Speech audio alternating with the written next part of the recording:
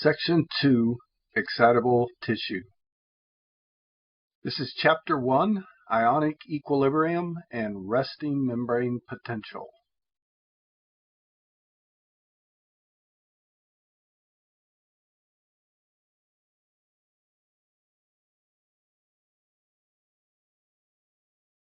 So in this chapter, we're going to discuss how excitable tissue works. We'll start with a very basic overview that is very key, will be an important part of our foundation that we need in order to negotiate any kind of question on USMLE Step 1 that arises associated with excitable tissue. We have 4 electrolytes illustrated on the slide. We also have a cell, a basic excitable cell here. Could be a nerve, could be cardiac tissue, could be a skeletal muscle, etc. Now, we have 4 electrolytes listed here, and one of our key foundations, one of the very important things we need to appreciate, is the concentration gradient for these electrolytes. Notice, sodium, calcium, chloride. I have them highlighted on the slide. They are higher outside the cell when compared to the inside. So we have a concentration gradient for sodium, calcium, and chloride to diffuse into the cell. Now we already know the basic concentrations of sodium and chloride. If you remember back from the very first section where we went through the BMP, we didn't include calcium on that, but the key, we do know extracellular concentrations. Those is what we measure in the plasma. We don't care what the intracellular concentration is for these. We just need to remember the concentration gradient. Now, potassium is the outlier. Notice that the concentration of potassium is much higher inside the cell than it is outside. Again, potassium is on our BMP, so we do know the extracellular concentration, but we don't care what the exact intracellular concentration is for potassium. In fact, determining the intracellular concentrations is dubious at best. And so we really don't care what the level is, but we do need to know that there is a concentration gradient for potassium to diffuse out of the cell. Now, there is a separation of charge across this membrane, and we will go into more details related to that. But this slide sets up the idea of concentration gradients. One caveat to remember, the calcium concentration we're talking about inside the cell is the free cytosolic calcium. It is not the total amount of calcium inside the cell.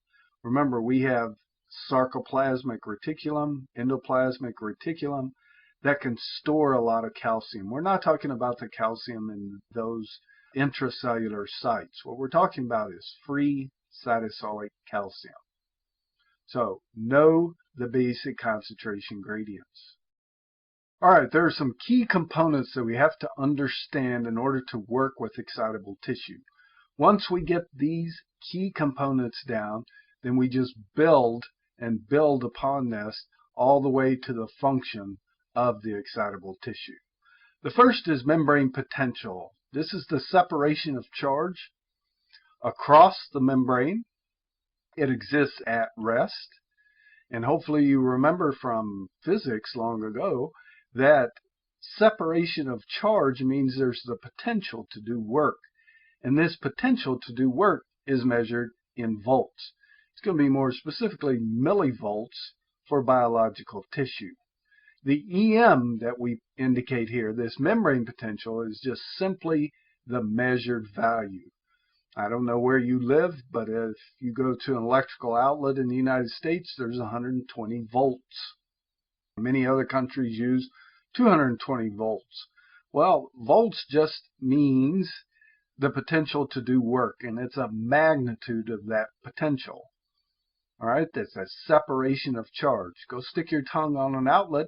Yep, it'll work. That's what volts mean.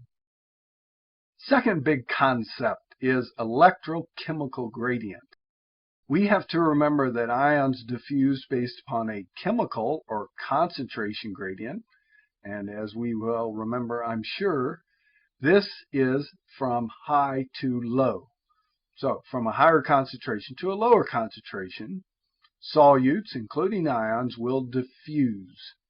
But the key characteristic here is that ions also have charge, and so they will diffuse based upon electrical gradients.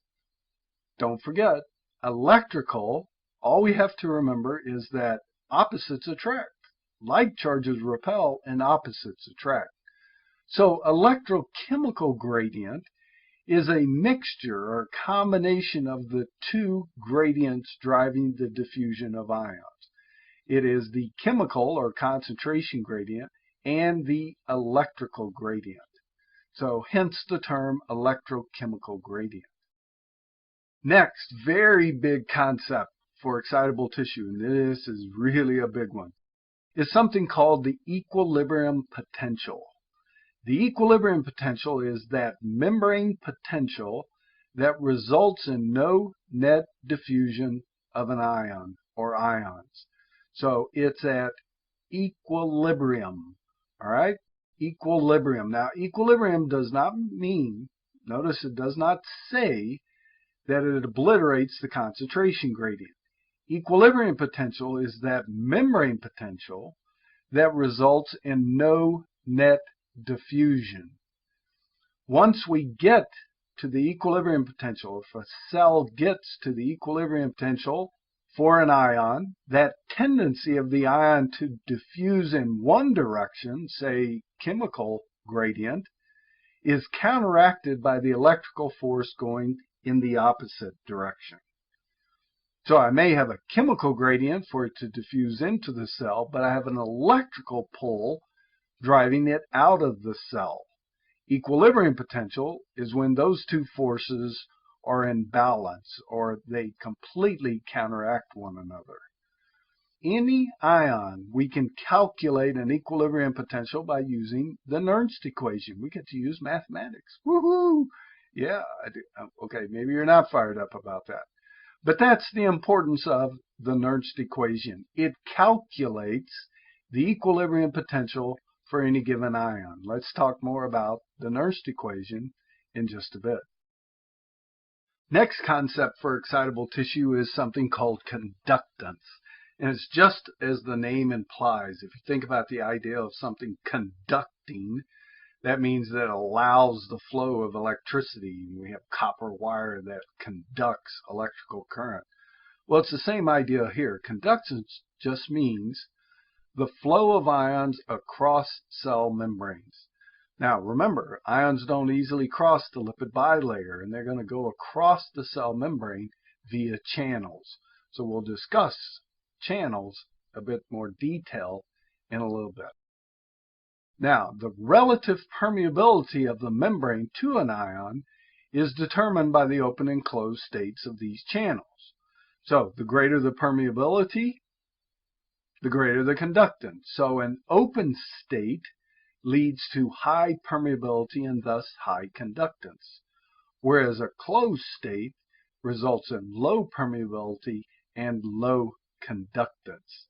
So again, conductance is just a term describing the flow of an ion across a cell membrane. Do you remember what the inverse of conductance is? If you said resistance, excellent job. Last fundamental concept is something called net force. The net force is that driving force for the diffusion of an ion. Net force is membrane potential minus equilibrium potential. All right, let's think about what this is actually saying. Net force is just telling us how far any given ion is from equilibrium with respect to the membrane potential. So in other words, if I have a membrane potential at a certain millivolt, I have an ion that has an equilibrium potential. The closer those two numbers are, the less the net force is driving the ion. If, on the other hand, the membrane potential and the equilibrium potential for a given ion are far apart, then I have a very high net force. I have a big force trying to get that ion to equilibrium. We all want equilibrium. It's a nice, relaxed state. Well, so does the ion. And the further the cell is, its membrane potential is from equilibrium to a given ion, the greater the force driving that ion toward equilibrium. Now, that doesn't mean it gets to equilibrium, because that goes back to our previous concept, which is conductance. If conductance is very, very low, then it certainly can't drive that cell toward its equilibrium. When conductance is high, then it can move toward the equilibrium for the ion. All right, those are our big fundamental concepts for excitable tissue.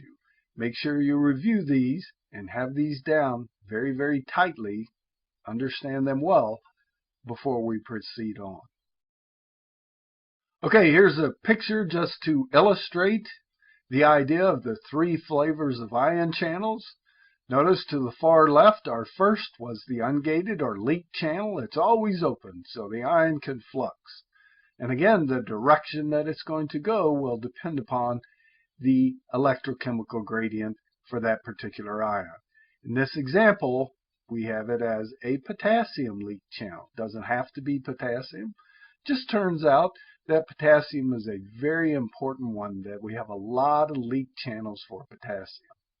The middle shows a voltage gated. Notice that the gate indicated on the channel and the open and closed state is dependent upon voltage. Again, when the channel is open, high permeability, thus high conductance.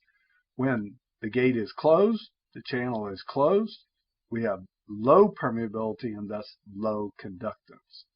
And the one on the far right just shows that we have a receptor for a ligand. It's a ligand-gated ion channel.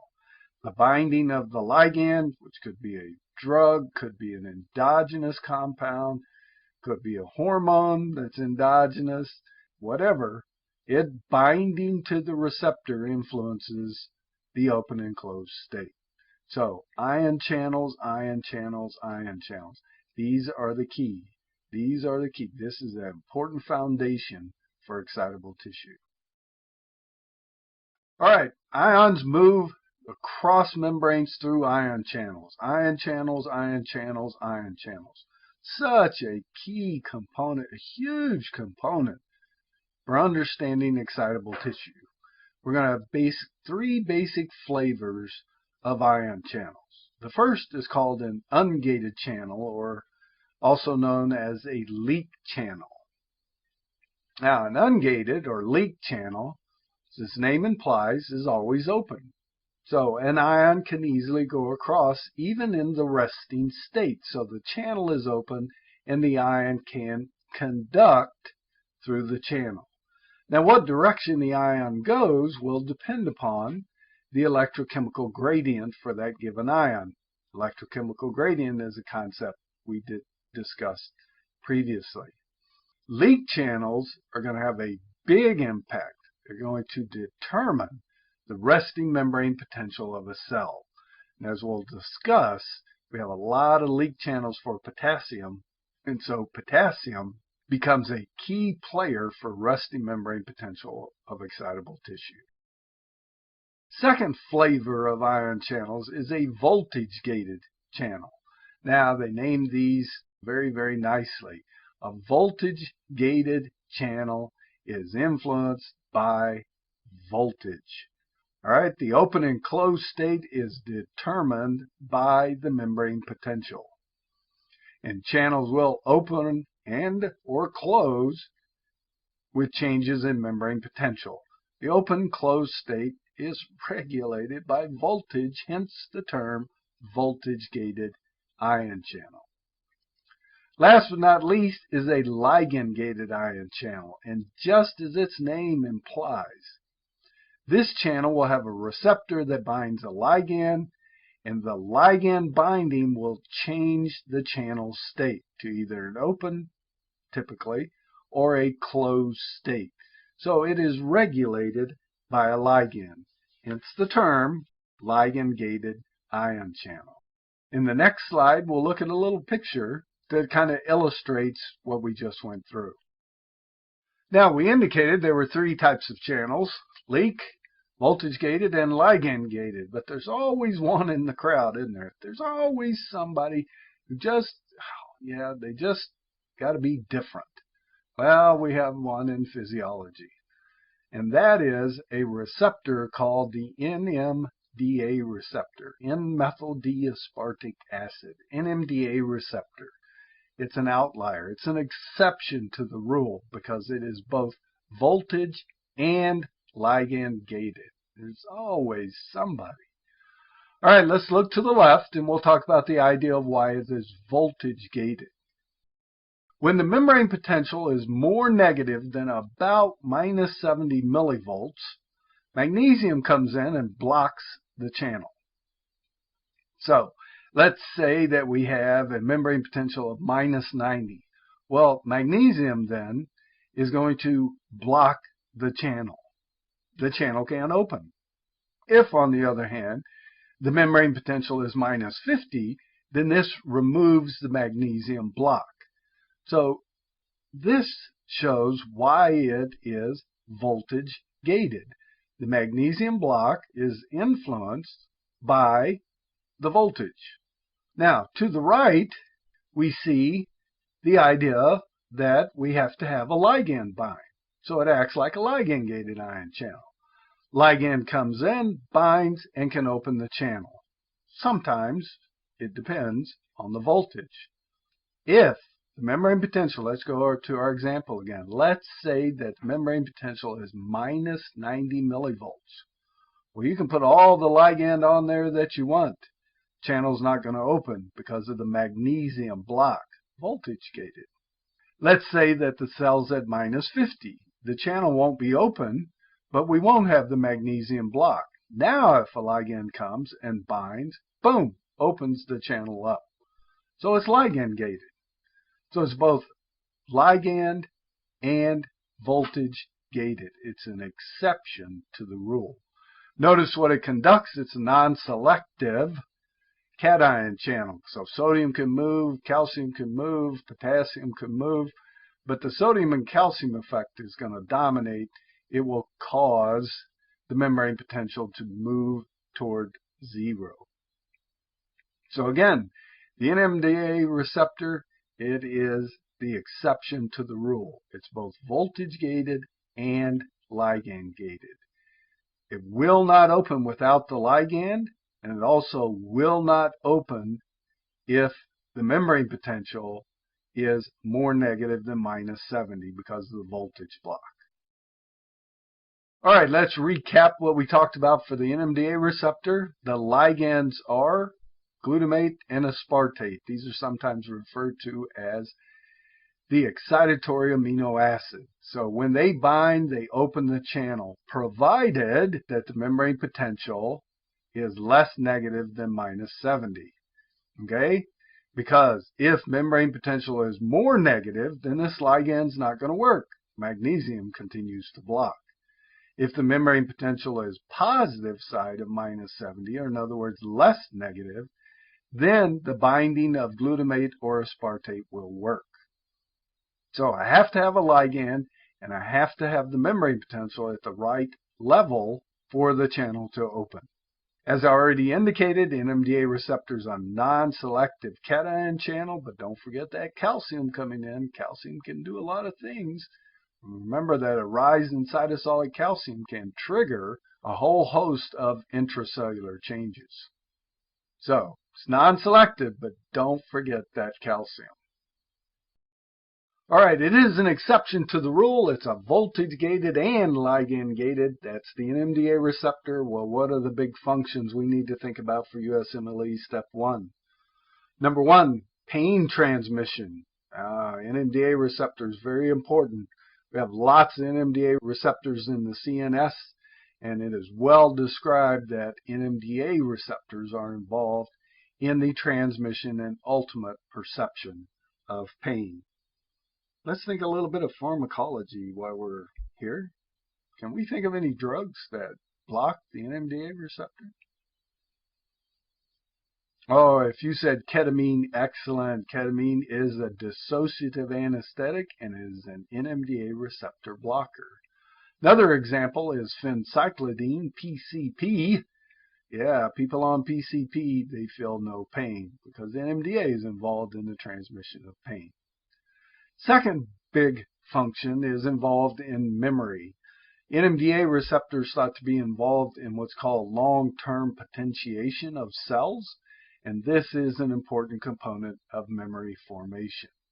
So the NMDA receptor, the exception to the rule, both voltage and ligand gated, very important in pain transmission, don't forget ketamine, PCP, and also involved in memory.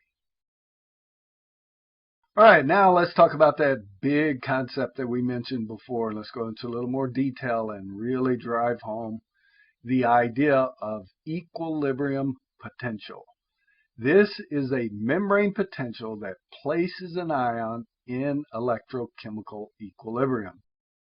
As we indicated before, it is calculated by the Nernst equation, and this is the Nernst equation. All right, is it important for you to memorize the Nernst equation? No, it's not important. You don't have to memorize it. It's based upon the charge and the concentration gradient, but you don't have to memorize it.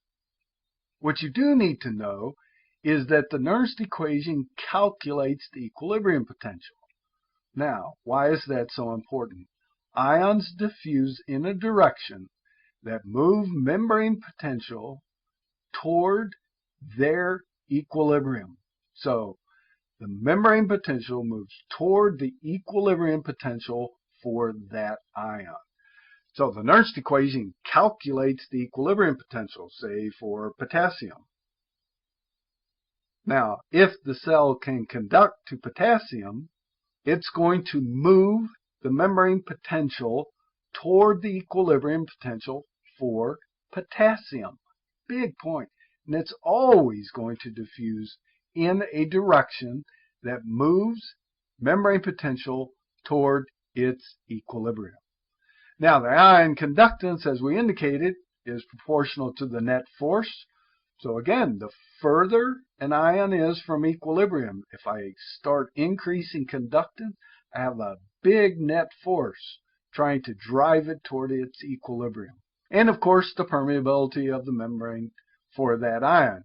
That goes back to the idea of ion channels. If ion channels are closed, I may have a big net force because the membrane potential of the cell is a long way from the equilibrium potential for that ion. So there's a big force wanting to get there. It just can't because there's very low conductance. However, if I change the conductance, if I increase permeability and increase conductance, and I got a big net force, we're going to rapidly move the membrane potential toward the equilibrium potential for that ion. We'll talk more about this, but that's the key. All right? The membrane potential moves toward the equilibrium potential for an ion that has high conductance.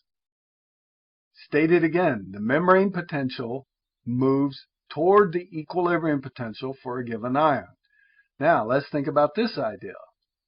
The membrane potential is going to move toward the equilibrium potential of the most permeable ion.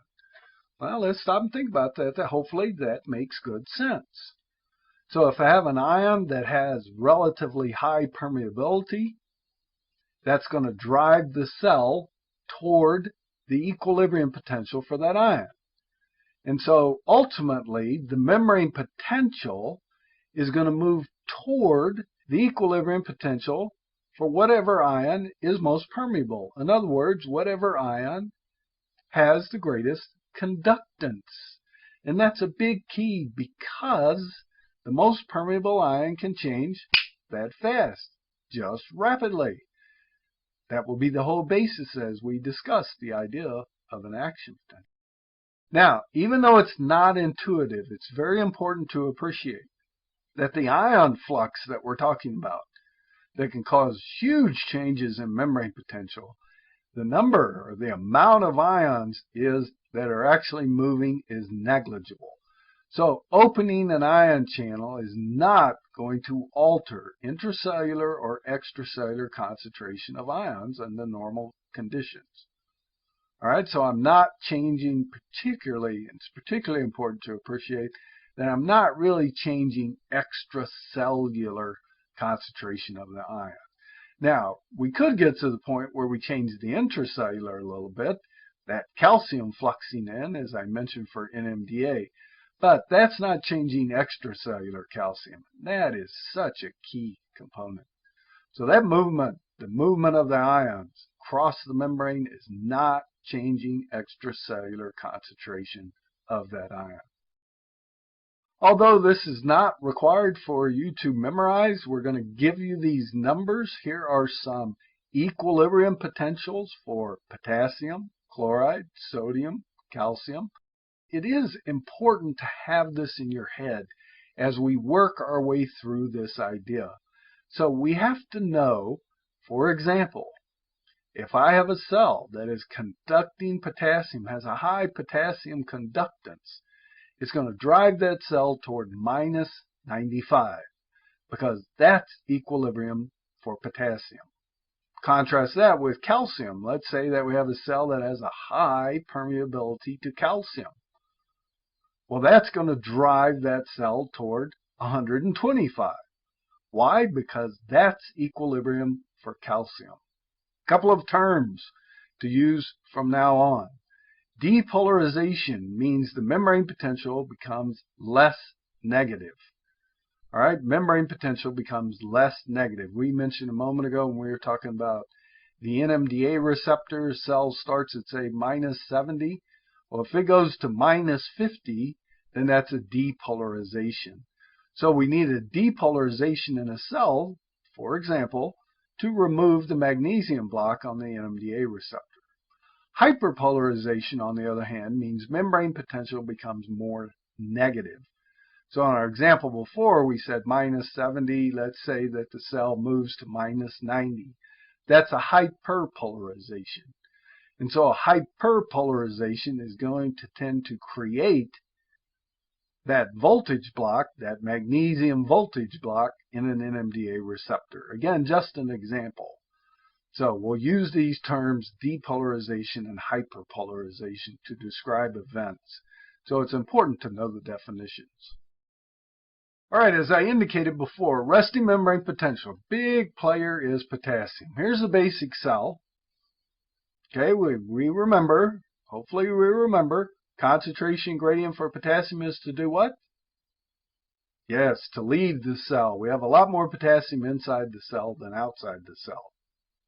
Now let's think about, well, what's the electrical gradient for potassium? If the inside is negative, then the electrical gradient is for potassium to move in. So I have a concentration gradient trying to drive it out. I have an electrical gradient trying to drive it in. Let's say that our cell starts at minus 70 millivolts.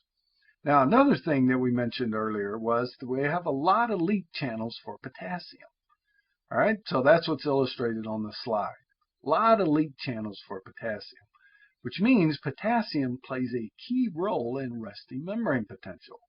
So if I change extracellular concentrations of potassium, then I'm going to alter the resting membrane potential. Hopefully that makes sense. If you need to stop and review that statement, please do so. Potassium is going to play a big key role in setting resting membrane potential. So if extracellular potassium changes, then I'm going to change resting membrane potential. All right, picture on the left shows an increase in extracellular potassium. So I have that highlighted with a box. The idea is we have increased extracellular potassium. Well, what's that going to do to the cell? It's going to depolarize excitable tissue. So hyperkalemia will depolarize. Contrast that with a hypokalemia. This will tend to hyperpolarize the cell. All right, how can we remember this so that we're trying not to memorize things for step 1. How can we just remember this? Well, we can just work with our idea of concentration gradient. Think about it. On the left, we have hyperkalemia. That means we had some condition that caused potassium to go up outside the cell. This rise in extracellular potassium means that I have less of a concentration gradient for potassium to diffuse out. That's why it's so important to know the concentration gradients for all the ions. So I'll state it again. Hyperkalemia means I have less of a concentration gradient for potassium to leave. Well, if I have less force pushing it out of the cell, then hopefully it makes sense to you that some of those positive charges are going to stay inside the cell, which means it depolarizes. So I just work with concentration gradients. I don't have to memorize hyperkalemia depolarizes, hypokalemia hyperpolarizes. All I have to do is you say the word and I just pull back the information that I already know. All right, concentration gradient is less in hyperkalemia, so it depolarizes. If I have hypokalemia, I have a bigger concentration gradient. Well, that means potassium's more likely to leave. That's a positive charge leaving. Bingo, hyperpolarization. That's an easy way to remember it. If you love equations, then just plug it into the Nernst equation. Okay, make extracellular potassium go up or down, and you will get a change in the equilibrium potential. It will become less negative, depolarize with hyperkalemia, will become more negative, hyperpolarize if you have hypokalemia. Plug it in if you like. But if you don't want to use the Nernst equation, just use concentration gradients. You'll get it right every single time. So to recap what we indicated, resting membrane potential in nerves is about minus 70 millivolts. It's about minus 90 in striated muscle. We'll illustrate that again. So which do you think has a higher potassium conductance, nerves or striated muscle? If you said striated muscle, very good, because that's closer to equilibrium for potassium. Remember, that was around minus 95 millivolts. We have a lot of leak channels, so high potassium conductance. Potassium is a big player in setting resting membrane potential. So again, if I get hyperkalemia, just think less concentration gradient, depolarization. Because it depolarizes, that means it gets closer to threshold for an action potential. Now let's take it to the next step from there. If I'm closer to threshold for an action potential, would a nerve be more excitable or less excitable? Hopefully you said more excitable. Absolutely. So acute hyperkalemia is going to cause depolarization. We're going to have nerves closer to threshold, so we're going to increase the overall excitability. If I hyperpolarized, like in hypokalemia, again, how do I remember which way hypokalemia is going to take the cell? If I have hypokalemia, that's less potassium out, more tends to leave. That's a positive charge leaving, therefore it's more negative hyperpolarization. Now, if the cell is hyperpolarized, it's further from threshold, which means it's going to have reduced excitability because I have much further distance to get to threshold. And again, we'll talk about the idea of threshold and the action potential in the nerve in just a moment. Now let's change potassium conductance. If I increase conductance to potassium, it's going to cause a hyperpolarization. Why is that? Well, let's say the cell starts at minus 70. Equilibrium for potassium is minus 95. So if I increase conductance to potassium, the cell will move toward equilibrium for potassium. So if I'm starting at minus 70, it's going to move toward minus 95. That's more negative. That's hyperpolarization. Now, because I have a high resting conductance, that means if I decrease potassium conductance, the cell will depolarized. It's going to go in the opposite direction.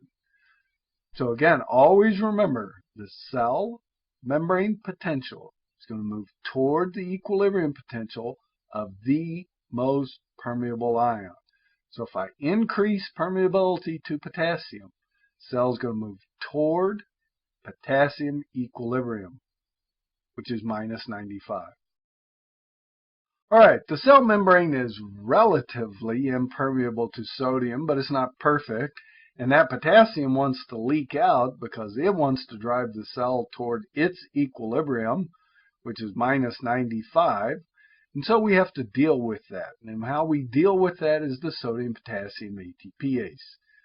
The sodium-potassium ATPase pumps that sodium that leaks in, pumps it out. And that potassium that's trying to escape, it pumps it back in. And the stoichiometry of that is a 3-to-2 ratio. We'll recap this on the next slide, but let's think for a second. If I take 3 positive charges out and only replace it with 2 positive charges, what's that going to do to the inside potential? Make it more negative or less negative? If you said more negative, you got it. Very good. I got 3 positive going out, only replaced it with 2. This pump is important for resting membrane potential as well as potassium conductance.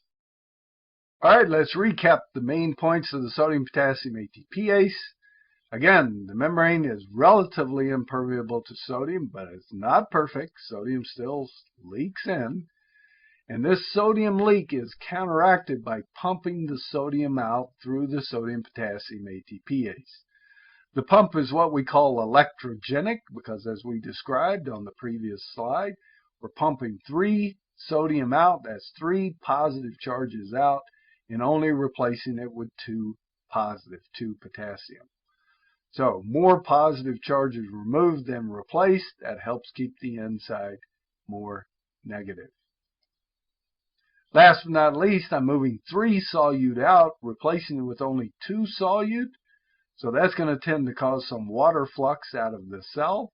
So this pump is not only important for helping maintain the inside negative, it's also very important in the regulation of cell volume.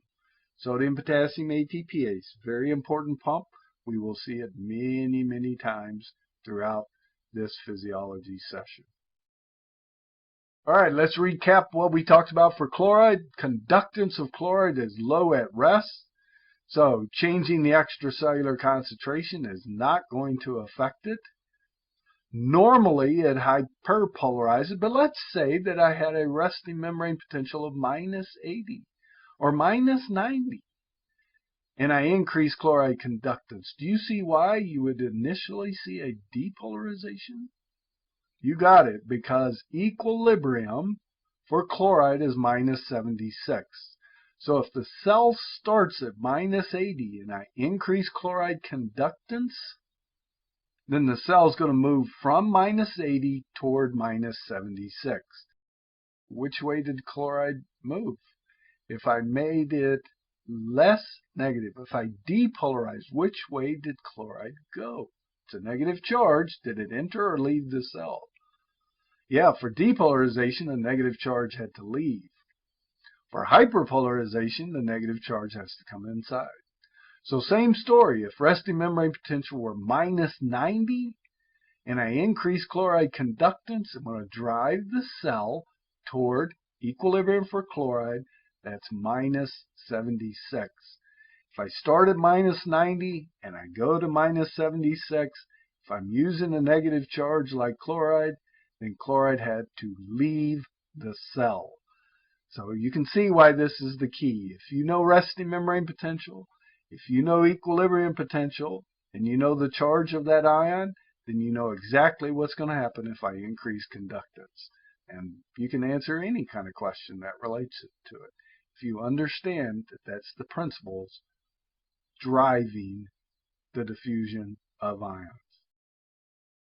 All right, we talked a lot about potassium. Potassium is a big player. Now let's think about the idea of these others, sodium and chloride. We'll start first with chloride. Again, we're going to say the nerve is about minus 70 inside. There's my equilibrium potential. For chloride, it's minus 76. Now, let's remind ourselves, what's the concentration gradient for chloride? Go in or out? Yeah, if you said in, very good, very good. I have a lot more chloride outside than inside. What's the electrical gradient for chloride? Yes, it wants to leave the cell. It's a negative charge. It's positive outside the cell. So electrically, it wants to go out. So chemically, it wants to go in. Electrically, it wants to go out.